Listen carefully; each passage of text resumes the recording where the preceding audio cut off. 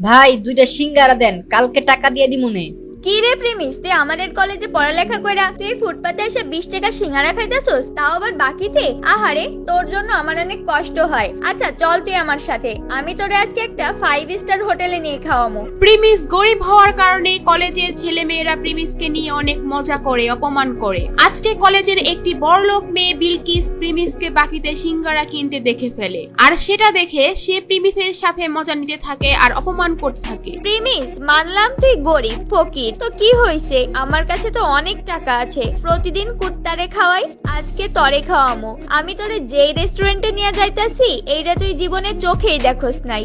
বিলকিস প্রিমিসকে যে রেস্টুরেন্টে নিয়ে যাবে সেটার নাম শুনে প্রিমিস রাজি হয়ে যায়। প্রিমিসের কোনো ধারণাই ছিল না ওই রেস্টুরেন্টে যাওয়ার পর যে কি একটা ঝাটকা খেতে হবে, কারণ এই রেস্টুরেন্টের মধ্যে বিলকিসের বয়ফ্রেন্ড বসেছিল আগে থেকেই। বিলকিস, এই প্রিমিস তোমার সাথে কি করে? এই ফকিররে তোমার সাথে রেস্টুরেন্টে কেন নিয়ে আইছো? আজকে কুত্তার জায়গায় এই ফকিরনের পোলা প্রিমিস রে কি খাওয়াইবা নাকি? শান বেবি, এমনিই নিয়ে আসছি ওরে, ওই দেখুক আমাদের মতো বড় লোকেরা কত দামি রেস্টুরেন্টে খাওয়া দাওয়া করি, ওই বুঝুক ওর কোনো ক্ষমতাই নাই আমাদের সাথে মিশার। ও যে কয় টাকা মাসে কামায় তত দিয়ে রেস্টুরেন্টে একবেলা খাবারও পাওয়া যাবে না।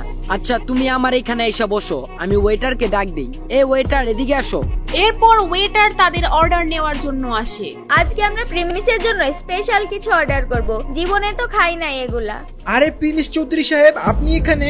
স্যার, আমি আপনাকে দেখি নাই, সরি স্যার, আমাকে মাফ করবেন। প্রিমিসকে দেখে ওয়েটার আশ্চর্য হয়ে যায় আর ওইখান থেকে চলে যায়, কিন্তু বিলকিস আর বিলকিসের বয়ফ্রেন্ড এটা দেখে একেবারে অবাক হয়ে যায়, আর তারা দুজনেই বুঝতে পারে না ওখানে কি হলো। প্রিমিস, তোমার এই ওয়েটার চৌধুরী স্যার কেন বললো? তার মানে কি তুমি এই হোটেলে আগেও আসছো? খুব তাড়াতাড়ি সব বুঝতে পারবে। কিছুক্ষণ পরে ওয়েটার 50,000 টাকা দামের একটা কোল্ড ড্রিঙ্কস নিয়ে আসে ওখানে আর বলে, চৌধুরী স্যার, এই যে নেন আপনার ফেভারিট কোল্ড ড্রিঙ্কস। এত দামি কোল্ড ড্রিঙ্কস? এই প্রিমিস, এত দামি কোল্ড ড্রিঙ্কস এর বিল কি তোর আব্বু দিব নাকি? এটা শুনে প্রিমিস একটু হাসতে থাকে, আর ঠিক তখনই ওয়েটার বলে, প্রিমিস চৌধুরী স্যারের বিল দেওয়ার কোনো দরকার নাই। মানে কি? হোয়াট? 20 টাকার সিঙ্গারা বাকিতে খাওয়া প্রিমিসের কাছ থেকে 50,000 টাকার কোল্ড ড্রিঙ্কস এর টাকা ওয়েটার কেন নিচ্ছে না? ওয়েটার প্রিমিসকে চৌধুরী স্যার কেনই বা বলতেছে? কে এই প্রিমিস? জানতে চাইলে দিবস গেমিং এর ফুল ভিডিওটি দেখতে থাকুন। প্রিমিস খুব সাধারণ একটি ছেলে, সব সময় ময়লা সেলাই করা জামা কাপড় পরে কলেজে আসতো। প্রিমিস কলেজে পড়াশোনার পাশাপাশি একটি রেস্টুরেন্টে ফুড ডেলিভারির কাজ করে, সেখানে সে মাত্র 8,000 টাকার বেতন পায়। আর মজার ব্যাপার হলো, প্রিমিস যে কলেজে পড়ে সেখানে তার একটি গার্লফ্রেন্ডও ছিল, আর তার নাম হলো সুনাইরা। তো একদিন সন্ধ্যাবেলা যখন প্রিমিস তার ফুড ডেলিভারির কাজ শেষ করে বাসায় যাবে, ঠিক তখনই তাদের রেস্টুরেন্টে একটি অর্ডার আসে, আর তখন সেই রেস্টুরেন্টের ম্যানেজার প্রিমিসকে ডাকে এবং বলে, এই প্রিমিস দাঁড়াও, একটা খাবারের অর্ডার আসছে, এটা তুমি ডেলিভারি দিয়ে আসো। স্যার, আমার তো ডিউটির টাইম শেষ, আর আমি এখন অনেক ক্লান্ত। কলেজ থেকে ফিরে এখনো কিচ্ছু খাই নাই, আমার কলেজের অ্যাসাইনমেন্টও বাকি আছে। স্যার, আপনি এই অর্ডারটা অন্য কাউরে দিয়ে ডেলিভারি করায় দেন। তোমার তো সাহস কম না, তুমি আমার মুখের উপর তর্ক করো। আমাদের বাকি ফুড ডেলিভারি বয়েরা এখন বিজি আসছে, এটা তোমারই এখন দিতে হবে। স্যার, এখন আমার খুব দুর্বল লাগতেছে, না হলে আমি ডেলিভারিটা দিয়ে আসতাম, আর এই অবস্থায় সাইকেল চালা যেতে হয়তো আমি পারবো না। তোমাকে চাকরি দেওয়া আমার ভুল হয়েছে, কোনো কাজ দিলে তুমি এমন ফালতু অজুহাত দেখাও। চাকরি থেকে বাদ দিলে তখন দেখা যাবে চাকরি কোথায় পাও। তুমি চালো আমার বাইকটা নিয়ে খাবারটা পৌঁছে দিয়ে আসো।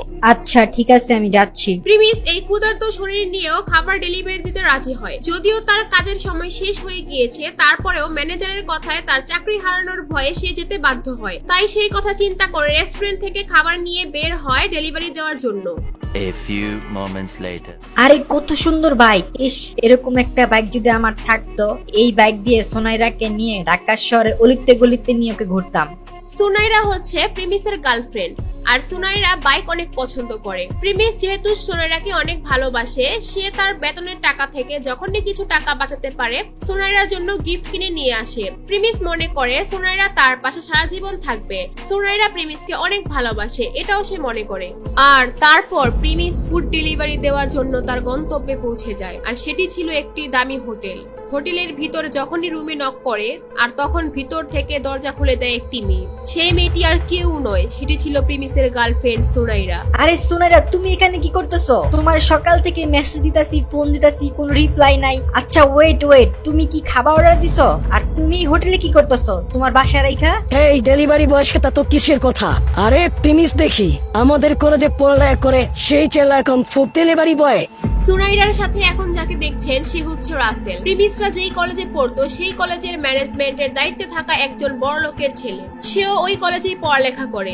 সোনাইরা, তুমি এখানে কি করতেছো ওর সাথে? তুমি আমার মেসেজে রিপ্লাই দিচ্ছ না, ফোন ধরতেছো না, আর এখন তুমি এখানে বসে আছো ওর সাথে। সুনাইরার তখন আর কিছু লুকানোর থাকে না, তাই সুনাইরা বলে, তোর সাথে আমার ব্রেকআপ। তোর মতো ফকুন্নির ফ্রেন্ডের সাথে ওদিন রিলেশন করছি, এটা তোর ভাগ্য।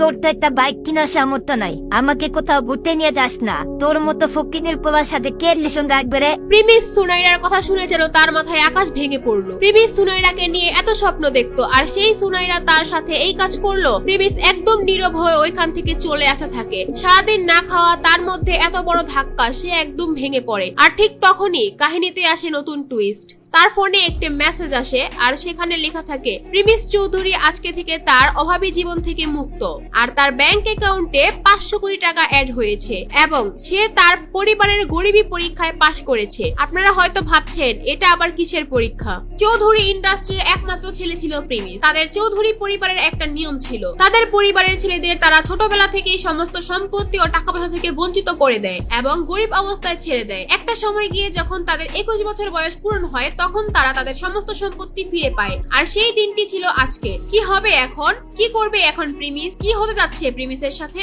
এগুলো জানতে চাইলে আর পরের পর্ব দেখতে চাইলে দিবস গেমিং এর নতুন ফেসবুক পেজটি ফলো দিয়ে আসেন। আর পরের পার্টটি দিবস কার্টুন এই পেজে আপলোড করা হবে। যারা দিবস গেমিং এর কার্টুন ভিডিও পছন্দ করেন বা ভবিষ্যতে এমন ভিডিও দেখতে চান, তারা অবশ্যই পেজটি ফলো করে দিয়ে আসবেন। পেজটি এই পেজের সাইডে দিবস কার্টুন লেখা আছে, ওইখানে ক্লিক করে ফলো করতে পারেন। আবার কমেন্টে লিংক দিয়ে রাখলাম, ওইখান থেকে গিয়েও ফলো করতে পারেন। যারা দিবস গেমিং এর ভিডিও পছন্দ করেন, তারা অবশ্যই পেজটি ফলো দিয়ে আসবেন।